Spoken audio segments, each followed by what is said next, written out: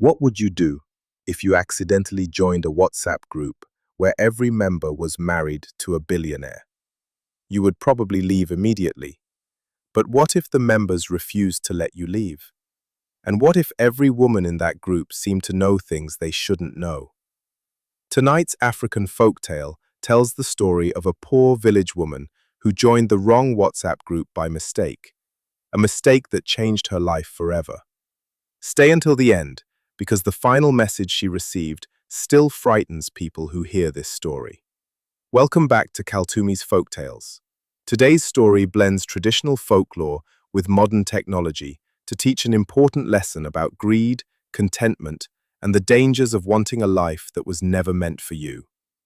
This is the story of Amina and the Billionaires Wives WhatsApp group. Let's begin. Amina lived in a small town.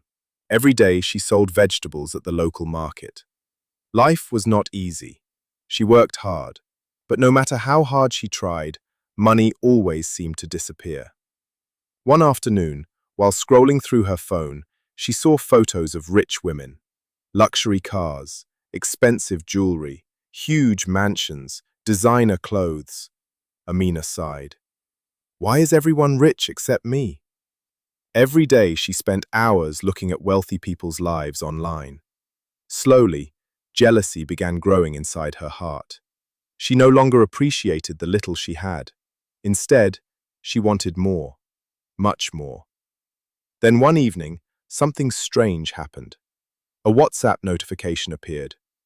You have been added to the Billionaires Wives circle. Amina froze. Surely this was a mistake. The group had only 12 members. Every profile picture showed elegantly dressed women.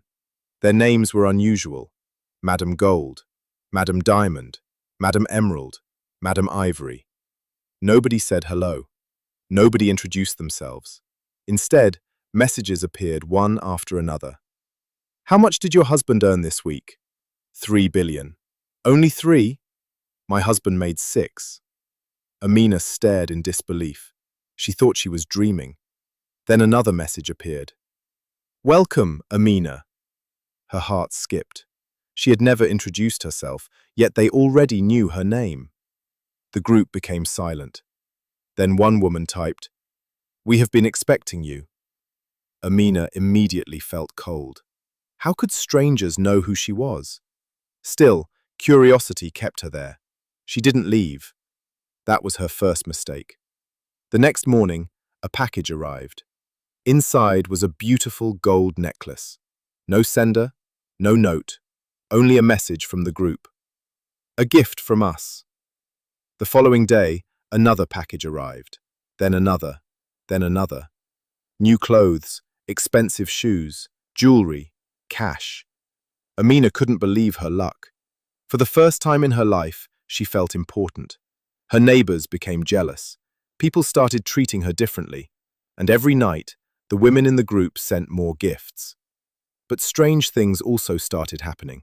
Whenever she received a gift, something disappeared. One chicken vanished, then her goats, then the money she had hidden under her mattress, then family photographs. The gifts kept coming, and things kept disappearing. Yet Amina ignored the warning signs. Greed had blinded her. Quick question. If someone suddenly started sending you expensive gifts with no explanation, would you accept them or would you be suspicious? Tell us in the comments. And if you're enjoying this story, don't forget to like the video and subscribe for more African folktales. Now let's continue. One night, a message appeared. Tomorrow midnight. Come to the old baobab tree. All members must attend. Amina hesitated. She knew the tree. Everyone in town avoided it after dark, but she wanted answers. At exactly midnight, she arrived. The moon hung low in the sky. The air felt strange. 12 women stood beneath the tree. Each wore expensive white clothing. Each smiled, but none of their smiles reached their eyes. Amina counted. 12 women. Then suddenly she realized something. There were only 11 members in the group besides her. Why were there 12 women standing there? Before she could ask, one stepped forward. Amina, It's your turn. What do you mean? Amina asked. The woman smiled. Everything has a price. The others nodded. The gifts, the money, the jewelry, the life you wanted. Now it is time to pay. Amina's legs trembled. What payment?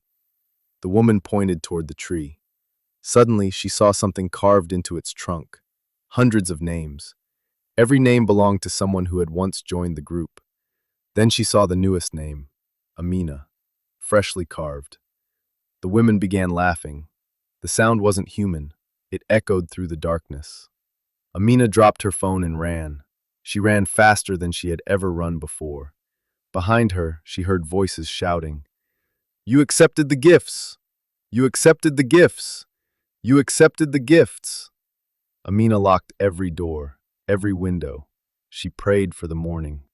When sunrise finally came, her phone vibrated. One final message appeared. The WhatsApp group was gone. All members had disappeared. Only one message remained. It read, "The richest people are not those who have everything. They are those who are satisfied with what they already have." Then the message vanished, forever.